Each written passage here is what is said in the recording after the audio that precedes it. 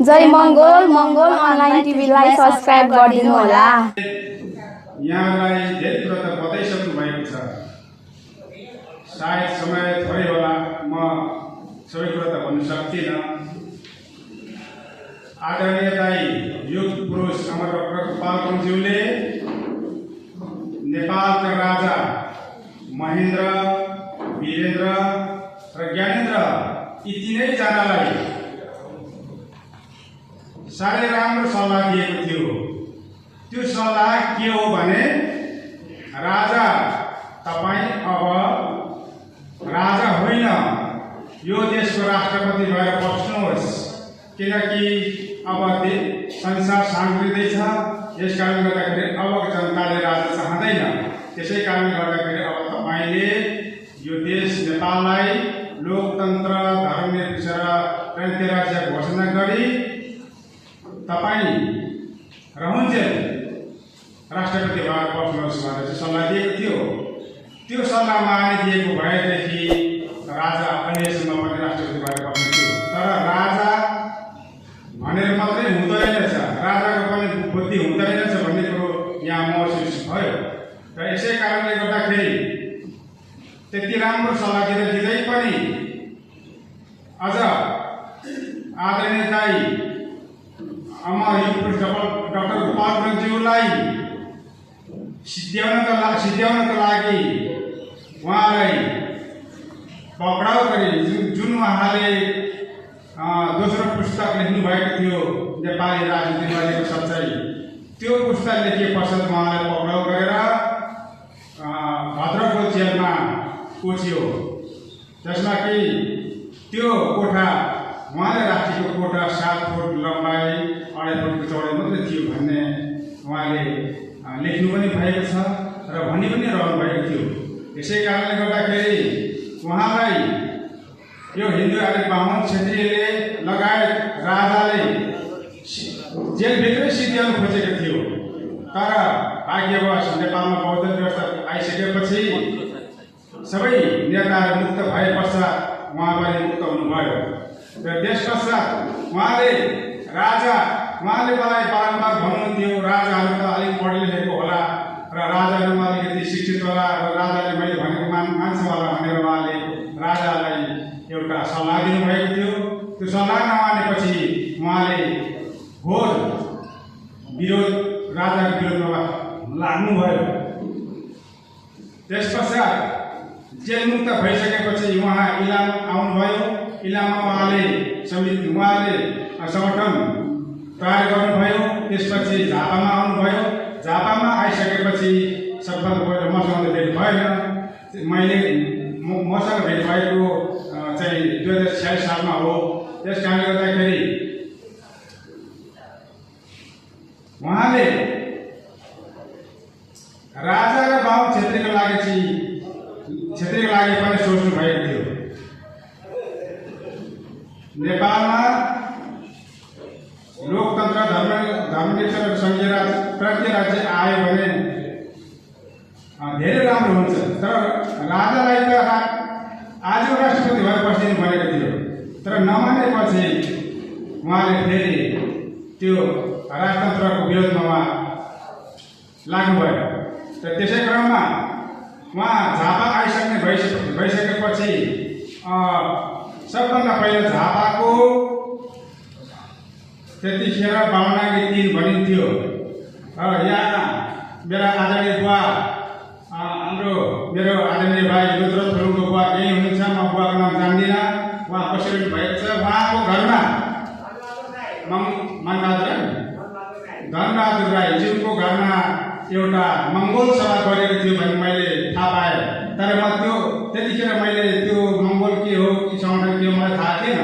तर मेरो बाबालाई यो सङ्गठनको विषयमा चाहिँ थाहा नभए पनि हाम्रो बाबाले चाहिँ मतवाली पार्टी चाहिँ चाहिन्छ हामीलाई, म मतवाली पार्टी चाहिँ खोज्छु, मतवाली पार्टी भेट्यो भने म त्यहाँ लाग्नुपर्छ छोरा भनेर चाहिँ भनिरहनुहुन्थ्यो। त्यसै कारणले गर्दाखेरि मेरो बाबाको साथी हुनुहुन्थ्यो कर्णबहादुर राई र भद्रलाल धिमाल अनि मेरो बाबा। उहाँहरू 3 जना गएर उहाँको घरमा जानुभएछ। उहाँको घरमा गएर उहाँको हाम्रो गोपालगञ्ज मुकर सुरु भयो कि के त्यस पछाडि आएर मलाई चाहिँ छोरा एउटा पार्टी रहेछ मङ्गोल अब त्यतिखेरको बुढाले भन्न जान्दै थियो मतरी पार्टी रहेछ त्यसमा चाहिँ लाग्नुपर्छ भनेर भन्नुभएको हुनाले अनि मैले पनि मलाई यो भुट्टाबारी भन्ने ठाउँ छ त्यहाँ एउटा त्यहाँ चाहिँ मङ्गोल नेसनल अर्गनाइजेसन जिल्ला सभाको चाहिँ अफिस रहेछ अनि मलाई त्यहाँ पठाउनु भयो त्यहाँ मिटिङ छ त्यहाँ जा भनेपछि म त्यहाँ गएँ गइसकेपछि मलाई त्यसै दिन क्षेत्रीय सभाको सचिव बनाइदियो त्यो अवस्थामा कस्तो अवस्था थियो भने मान्छे नै पाउँदैन थियो मङ्गोल नेसनल अर्गनाइजेसन भनेको त सुन्दैकै थिएन त्यसै कारणले गर्दाखेरि यो सङ्गठनमा आउनु मान्छेलाई एकदमै अप्ठ्यारो नबुझेको कारणले गर्दाखेरि खिचिटिउरी पनि गर्थे त्यसै कारणले गर्दाखेरि मलाई क्षेत्रीय सचिवमा त्यतिखेर क्षेत्रीय सभा पनि थियो र अहिले त्यो क्षेत्रीय सभा हटाइएको छ त्यसै कारण मैले क्षेत्रीय सभाको सचिव बनाइदियो त्यहाँबाट अरू कोही पनि बनाएन अनि मेरै रोबरमा मैले नै क्षेत्रीय सभाको समिति गठन गर्नुपर्ने अनि त्यहाँबाट म आएर के गर्न थालेँ भने म आफैले पत्र लेख्थेँ अनि म आफै त्यतिखेर त बाटो पनि थिएन गोरेटो मात्रै थियो बस चल्दै थियो बाइक भन्ने त छँदै थिएन त्यो अवस्थामा पत्र लेख्दा म 2-3 दिन लाग्थ्यो अनि मलाई 2-3 दिन चाहिँ पत्रचार गर्नु लाग्थ्यो फेरि के हुन्थ्यो भने पञ्चायती शासन थियो राजाको शासनमा निकै अब बसेर हिँड्नु पर्थ्यो अनि अब 3 दिन अब 3-4 दिन त मलाई पत्र लेखेर बाँड्नै लाग्थ्यो अनि बाँड्दै फेरि म पत्र बाँड्दाखेरि के गर्थेँ भने जुन बाटोमा जान्थेँ त्यो बाटो आउँदैन थिएँ खतरा हुन्छ भनेर म चाहिँ अनि अर्कै बाटो आउँथेँ त्यस कारणले गर्दाखेरि अनि बिस्तारै अब मान्छेहरू त भेला हुन्थ्यो तर कस्तो खालको त्यतिखेर मान्छे भेला हुन्थ्यो भने सबै बुढापाका मान्छेहरू मात्रै भेला हुन्थ्यो अनि त्यो मिटिङमा पनि चुरोट खाने खैनी खाने अनि कोही निदाइ पक्ने त्यस्तो खालको चाहिँ अब कार्यकर्ताहरू भेटिन्थ्यो त्यसले गर्दाखेरि अब त्यस्तै भयो भने बिस्तारै अब सङ्गठनहरू अब सङ्गठनहरू बनाउँदै जाँदै गर्दाखेरि अब धेरै नै राम्रो भइसकेको थियो त्यस पछाडि अब दाइले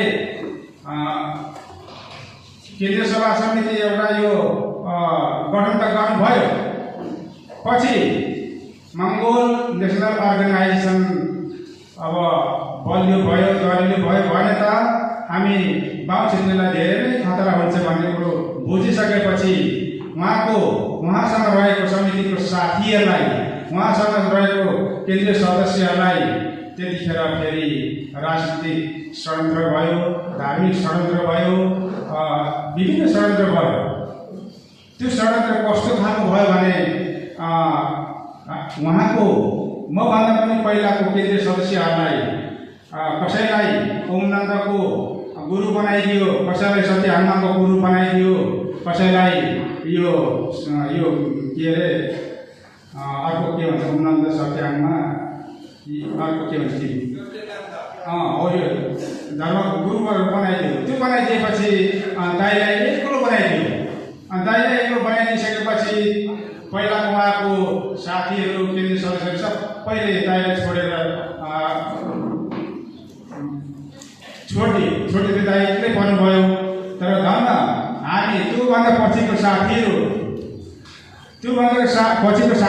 अझै पनि हुनुहुन्छ यहाँ बुधबारेमा शान्तिनगरमा साथीहरू हुनुहुन्छ जो दिलबहादुर लिङ्खिम पद्मनाभ बाबुहरू उहाँहरू चाहिँ पुरानो साथीहरू हुन् र त्यसै गरी यहाँ अरू साथीहरूमा मैले पनि भुलेँ धेरै आवाजहरू पनि कम भइसकेको कारणले धेरै साथीहरूमा मैले भुलिसकेको छु र उहाँहरू चाहिँ अडिग भएर बस्नुभयो र त्यस पछाडि म एक्लै परेको थिएँ र त्यस पछाडि फेरि मैले बिस्तारै के गरेँ भने अब त युवाहरू चाहिने रहेछ भनेर मैले युवाहरूलाई पनि त्यस पछाडि हाम्रो बुद्धलाल हाम्रो अहिलेको प्रेसिडेन्ट बुद्धलाल मेचेज्यू देवनारायण हिमालज्यू दिलीप हिमालज्यू अनि अन्य भाइहरू उहाँलाई मैले चाहिँ अब समेट्न सकेँ उहाँहरू आइसकेपछि चाहिँ धेरै राम्रो भयो र त्यस कारणले गर्दाखेरि अहिले त अब दाइको सपना यतिखेर भइदिएको भए दाइ एकदम खुसीले गदगद हुनुहुन्थ्यो होला उहाँको म पनि अहिले एकदम खुसी छु एकदमै मलाई खुसी लागेको छ आज नुवाकोटबाट यता यो तनहुँबाट त्यसै गरी विभिन्न ठाउँबाट चाहिँ अब बहिनीहरू आउनुभएको छ, कति राम्रो बोल्नुभयो, राम्रो बोल्नु सक्नु भइसकेको छ। त्यतिखेर त बोल्ने मान्छे पनि थिएन, सुन्ने मान्छे पनि थिएन, गाउने मान्छे पनि थिएन, नाच्ने मान्छे पनि थिएन। र अहिले त नाच्ने गाउने बोल्ने कविता भने सबै अब जन्मिसकेको छ। त्यस कारणले गर्दाखेरि म अत्यन्तै खुसी छु। त्यस कारणले गर्दाखेरि अब तपाईँहरू निडर भई अगाडि बढ्नु होला।